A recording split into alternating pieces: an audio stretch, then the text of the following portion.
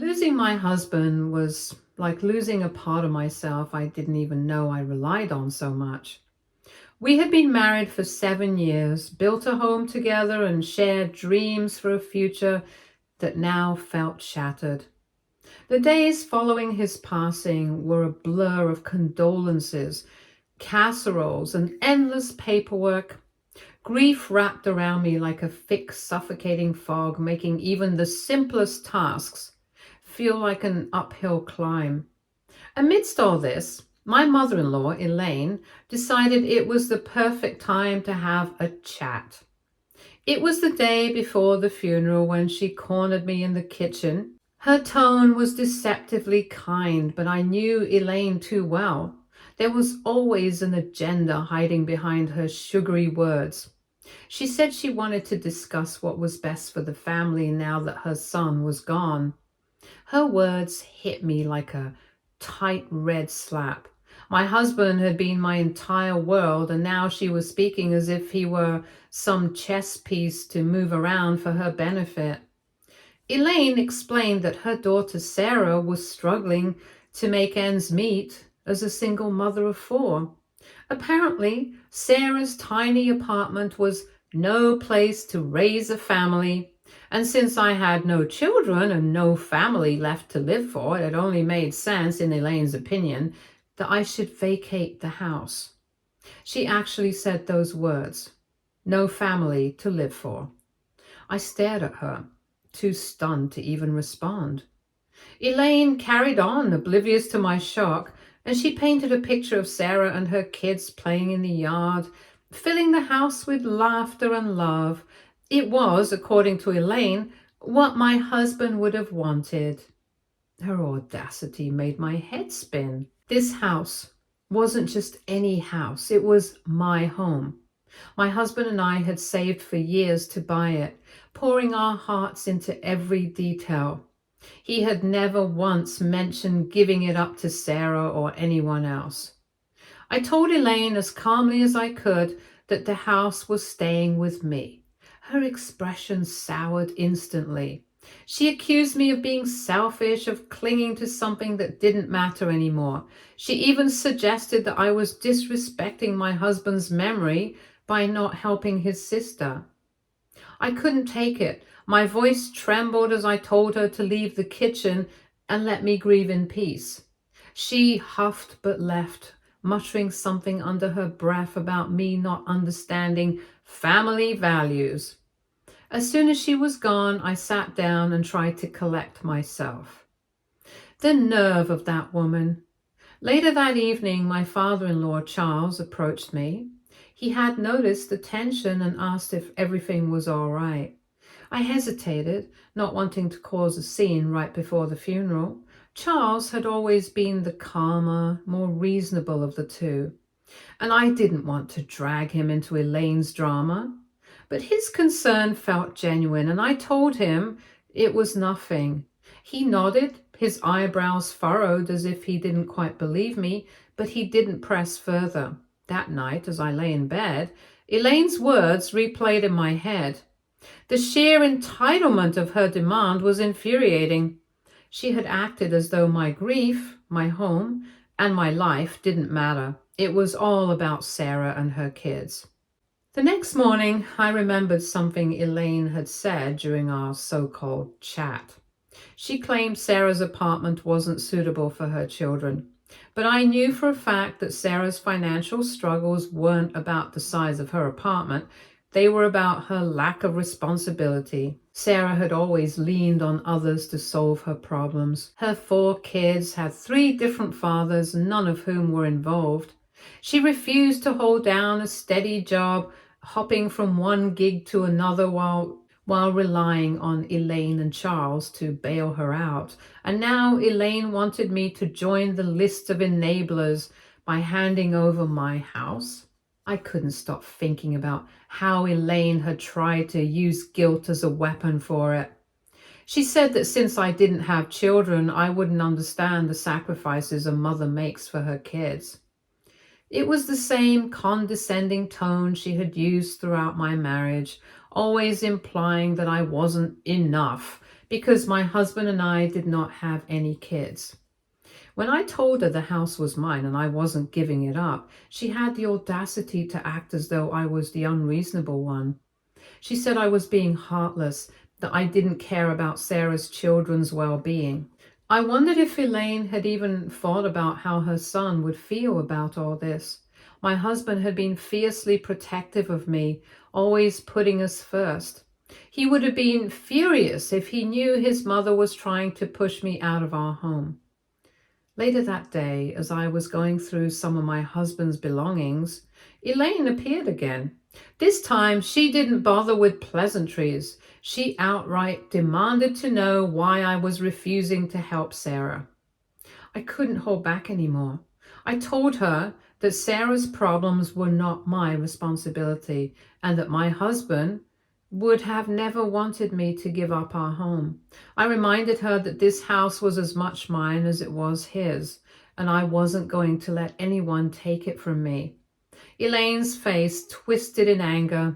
She said I was being cruel and ungrateful, that I didn't deserve the family I had married into. Her words cut through me like a sharp sting, but I refused to back down. I told her that if she wanted to help Sarah, she could give up her own house instead of trying to uproot me. Elaine stormed out, slamming the door behind her. That evening, Charles approached me again, his expression more serious this time. He asked if Elaine had said something to upset me. I hesitated, but decided to be honest. I told him everything about Elaine's demand, her insults, and her attempts to guilt-trip me. Charles listened quietly, his face growing darker with each word. When I finished, he let out a long sigh and said he would handle it. For the first time since my husband's passing, I felt a small glimmer of relief. At least someone was on my side, but I knew this wasn't the end of it. Elaine wasn't the type to let things go, and I had a feeling that her next move would be even more outrageous. The day of the funeral arrived. I felt heavy with grief and the weight of everything Elaine had already put me through. We had delayed the funeral a little so that all of our family could arrive. I was determined to focus on honoring my husband's memory and being there for the people who loved him. But Elaine had other plans.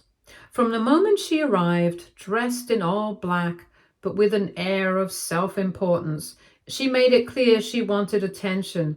She flitted around the room, greeting guests with exaggerated sorrow. Her voice carried loudly over the quiet murmurs of condolences, as though she was the only one grieving in the house. It wasn't long before I overheard her dropping hints about her plans to anyone who would listen.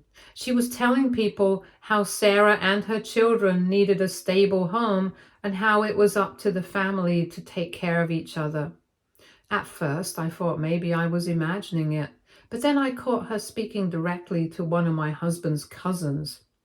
Elaine told her that I wasn't handling things well and that I was too lost in my grief to see reason. She said it was a shame that I wasn't willing to step aside and do what her son would have wanted, adding that Sarah and her kids were already looking forward to a fresh start. I froze in place, my heart pounding with anger. She was not only planning to steal my home, but also painting me as the villain in my husband's death. I knew I couldn't stay silent any longer. This wasn't just about me. It was about protecting my husband's memory from her selfish manipulation. I needed an ally, and there was only one person who could put Elaine in her place: Charles. I found him standing quietly near the back of the room, greeting a few guests with his usual calm demeanor. Pulling him aside, I told him we needed to talk privately. Charles looked at me, concerned but patient, and led me to a quieter corner. I didn't mince my words. I told him she had been tainting my husband's memory by using his daughter Sarah and her children as leverage, and now she was discussing her intentions with the guests too. Charles' face darkened as I spoke. I could see the tension building in his jaw. his lips pressed into a thin line. When I finished, he shook his head slowly, his voice low and deliberate. He asked if Elaine had truly said all of this. I told him I wouldn't lie about something so serious, especially on a day like this. He didn't say another word to me, but turned and walked straight towards Elaine, who was talking to a few guests. I followed at a distance, unsure of what would happen next. When Charles reached Elaine, his voice was firm and loud enough for others to hear. He asked if it was true that she had been pressuring me to leave the house and if she had been spreading her plans to other people during the funeral. Elaine's face went pale and she stammered something about misunderstandings and just trying to do what's best for the family. But Charles wasn't having it.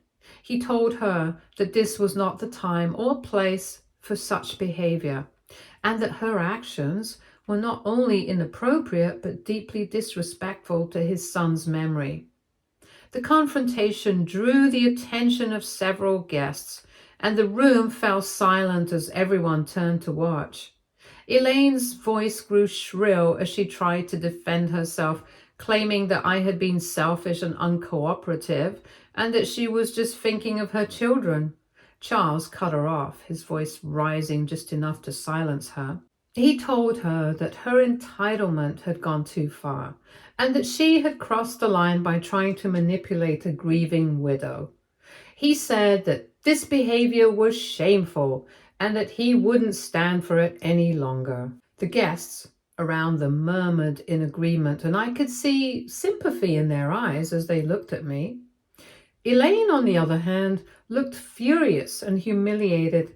She muttered something under her breath and stormed out of the room, leaving Charles to shake his head in frustration. Update 1. After the confrontation, the atmosphere at the funeral shifted. Guests who had overheard the argument began offering their support to me, expressing their disgust at Elaine's behavior. Even some of her family members approached me to apologize on her behalf, saying they couldn't believe how far she had gone. I appreciated their kind words, but I couldn't shake the tension in the air. Elaine might have been publicly humiliated, but I knew she wasn't the type who would back down easily. Later that evening, after the guests had left and the house was quiet again, Charles approached me. He looked tired. The weight of the day was clearly visible on his face. He apologized for Elaine's actions, saying he hadn't realized just how far she had gone. He told me that he was ashamed of her behavior and that he would do everything in his power to make things right. He reassured me that I didn't need to worry about losing my home and that he would handle Elaine personally. His words were comforting, but I was still feeling quite wary. Elaine wasn't someone who could be reasoned with easily. True to her nature, she didn't stay quiet for long. The next morning, I received a text from her accusing me of turning Charles against her and humiliating her in front of the entire family. She claimed that I had blown things out of proportion and that I was the one being selfish. I didn't respond.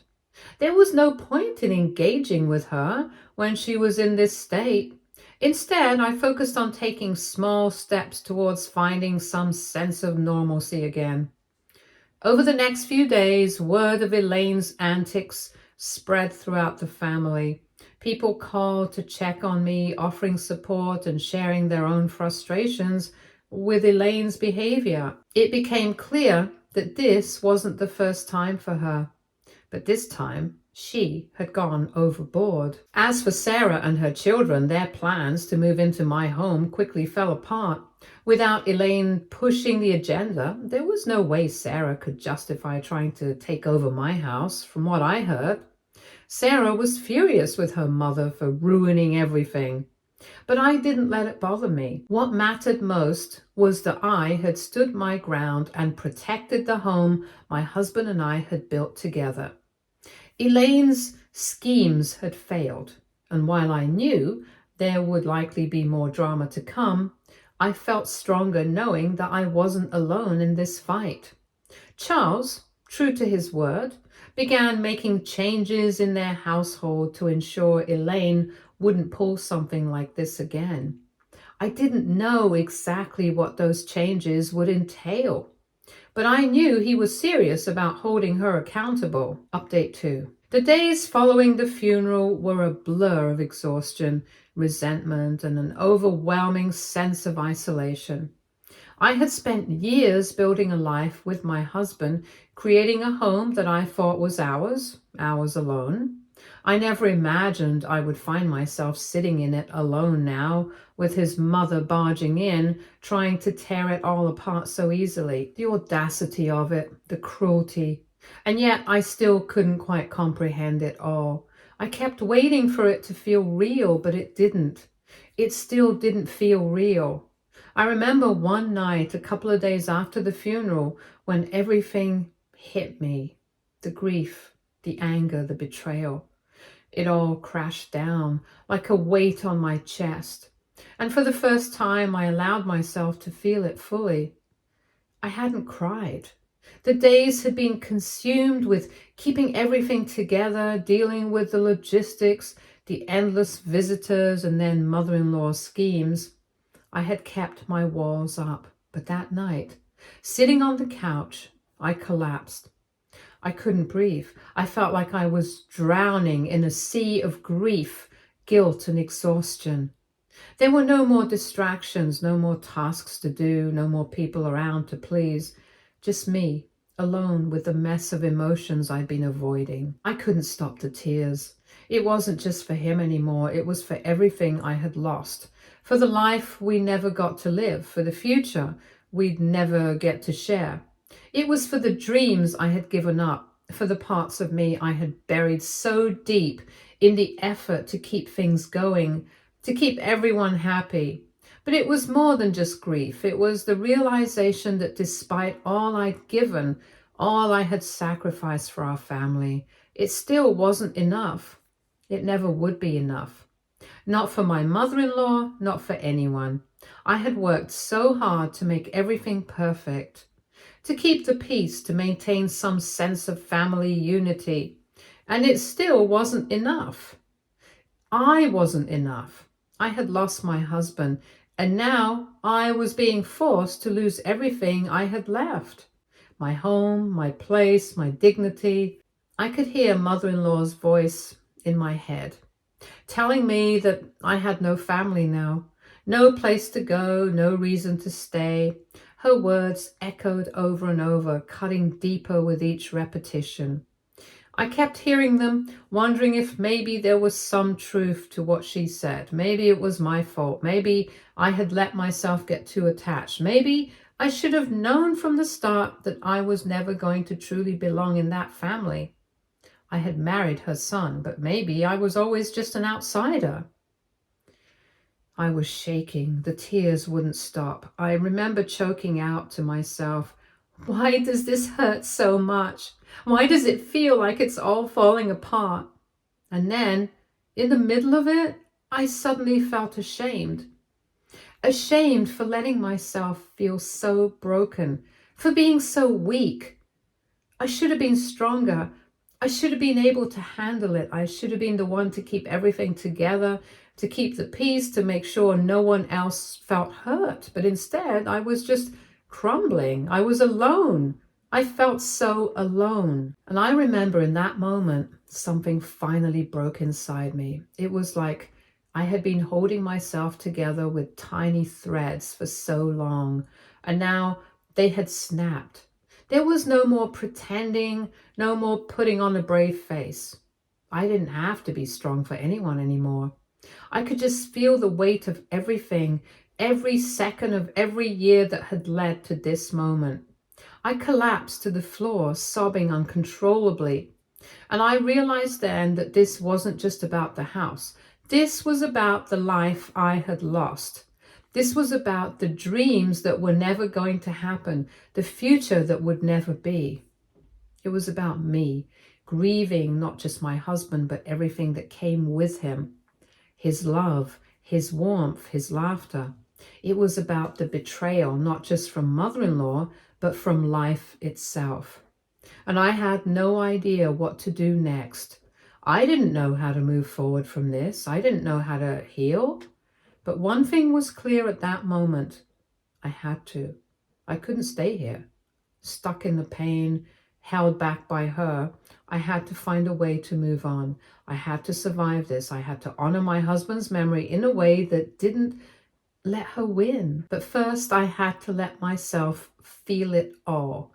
I couldn't keep pretending I was fine. I couldn't keep pushing it all down. I wasn't fine. I was broken. But that was okay. I just had to take it one step at a time. Update 3. Yes, I'm feeling better now. I can't thank you all enough for your support. It means the world to me in my situation. Well, after the fallout at the funeral, Elaine tried to regain some semblance of control.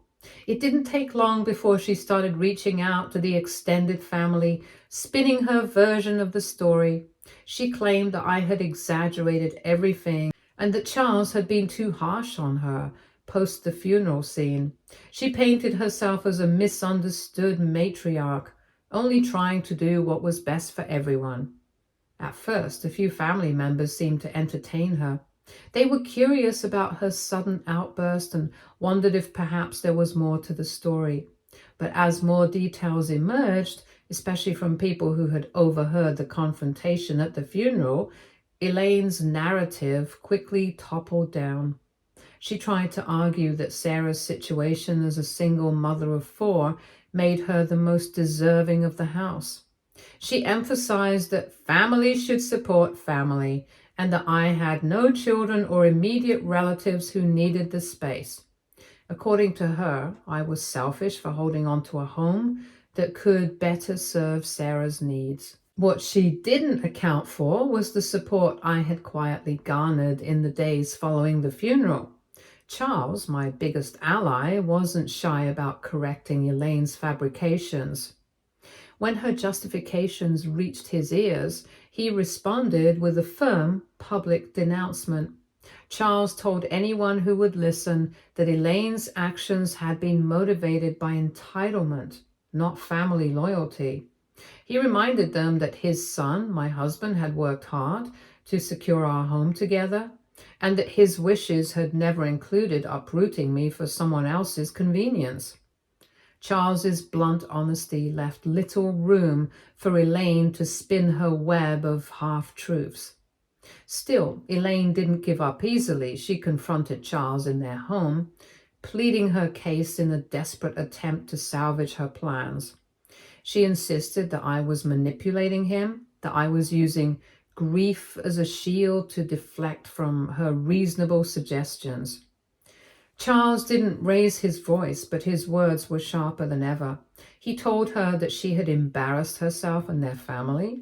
He said that he wouldn't allow her to destroy his relationship with his daughter-in-law, especially not with underhanded schemes that dishonored their son's memory. The final blow came when Charles made an unexpected announcement later that week. He had decided to downsize their house and move into a smaller apartment with Elaine. Their large home, which had been the center of so many family gatherings, was going up for sale. Charles framed it as a practical decision, citing the cost of maintaining a large property now that it was just the two of them. But everyone knew the truth. By moving, he was effectively cutting off Elaine's ability to orchestrate power plays like the one she had attempted with me. The announcement sent shockwaves through the family. Elaine was blindsided. She was in shock and disbelief. For once, she had no rebuttal. Her protests about how much she loved their home and how unfair the decision was fell on deaf ears. The shift in dynamic was clear. Charles was taking charge and Elaine was losing her grip on the family narrative she had controlled for so long. Update 4. As the dust settled, Elaine began to realize just how much damage she had done to her reputation. Word of her behavior had spread beyond the family now.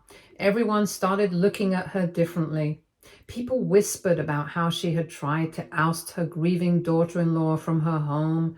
Some openly questioned her character, wondering how a mother could stoop so low after the loss of her own son. She tried to pivot, focusing on Sarah and her children as a way to rebuild her image. She began organizing small family events at their new apartment, hoping to garner sympathy for Sarah's struggles. But the family's patience with Elaine had worn thin. Few attended, and those who did weren't shy about expressing their disappointment in her actions. Meanwhile, I was overwhelmed by the support I received from the same extended family and community. People I hadn't spoken to in years reached out to offer kind words. They shared their own stories about dealing with entitled relatives.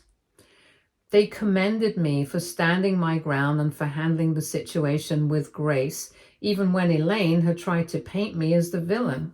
Sarah, for her part, seemed to resent me for standing in the way of her opportunity. She avoided direct contact with me, but I heard that she was struggling to adjust to life without the windfall she had been promised. Despite the chaos, I began to feel a sense of closure. Charles's decision to sell their house and move into an apartment felt symbolic. It was a tangible shift, a sign that the family was no longer willing to accommodate Elaine's toxicity. For Elaine, the smaller apartment was a constant reminder of her miscalculation. She had expected to gain more control over the family by pressuring me, but instead she had lost her standing and her home. As for me, I focused on moving forward. My home, once the center of her schemes, became a sanctuary again. I filled it with memories of my husband, reminders of the life we had built together. Charles's quiet support remained a steady presence, and for that I was grateful. He had chosen to honor his son's memory by standing up for what was right, even when it meant upending his own life. The journey wasn't over, but I felt at peace. Elaine's regrets were her own to bear, and I had no intention of letting her bitterness overshadow the life I was rebuilding. Update 5. My evening was interrupted by a soft knock at the door. It was my father-in-law standing there in his worn coat, looking both weary and resolute. His face, usually guarded and quiet, now carried a weight that spoke volumes. He asked if he could come in, his voice gentle but carrying an air of urgency. I couldn't help but notice the tiredness in his eyes. It had been building for days, a heaviness that seemed to drag him down with every passing hour. After everything that had happened, I had expected him to retreat into his own space, to perhaps seek solace in the silence of their home. But instead, here he was, standing in front of me, as if the weight of everything had finally forced him to speak. He exhaled deeply, staring at the floor for a long moment before finally speaking. He said he had had enough. There was an intensity in his words that caught me off guard. The calmness he had always displayed seemed to be masking something more profound beneath the surface. He was tired of it, tired of her, tired of everything. He had let her manipulate him for years, and he admitted his ignorance towards her ways. But now, after everything that had happened, after losing his son, he couldn't stay silent anymore. Father-in-law looked up at me, his eyes locking with mine as if searching for understanding. He said that he was done with her, that he couldn't look at her anymore. She hadn't mourned her son. She hadn't given him the space to mourn. Instead, she was too busy pushing her own agenda. Father-in-law said he just couldn't stay quiet any longer, not when it was all falling apart. My heart skipped a beat as the weight of his words hit me. Charles wasn't just tired. He was broken too. He had watched his wife's cruelty unfold for years, and now he had reached his breaking point. He told me he was ready to make a change. He continued, saying that he couldn't keep living like this, keeping his silence just for the sake of peace, not when she was so selfish. And then, in a quiet yet firm voice, he said he was ready to move out. He had already made his decision. He had thought about it for days, and now he was ready to act. Since mother-in-law wanted to help their stupid daughter so much, she could have her move into the small apartment they had been living in. and Charles would have to move out. The idea felt surreal, but at the same time, it was a relief. For once, someone was standing up against her. Someone was making a choice that wasn't dictated by guilt or manipulation. I was happy that he wasn't going to play by her rules anymore. Father-in-law paused, looking over at me, his eyes pleading for some sort of recognition, like he needed me to understand that he wasn't just abandoning her. He was finally standing up for what was right, for what she deserved. He told me he had already confronted mother-in-law. He had told her that she was soulless, that she wasn't even mourning the loss of her own son, and yet she had the audacity to demand the house from me. Father-in-law said he had told her how disgusted he was by her behavior, how he couldn't stay silent anymore. I could hear the rawness in his voice as he recounted the confrontation. He said mother-in-law had screamed at him, accusing him of abandoning her, of siding with me over his own flesh and blood, but father-in-law wasn't backing down, not anymore. It was then that I realized how much father-in-law had changed in such a short time. This wasn't the man who had silently endured mother-in-law's behavior for years. This was a man who had finally found his voice, a man who had recognized the toxicity around him and was no longer willing to accept it. Charles stood up slowly, his eyes still focused on me, his presence heavy with the weight of his words. He said he was sorry for what she had put me through. He said that he would do whatever he could to make things right, that he wouldn't let her destroy everything they had left. I felt a lump form in my throat, a mix of gratitude and emotion. He had finally taken a stand, not just for himself, but for me too.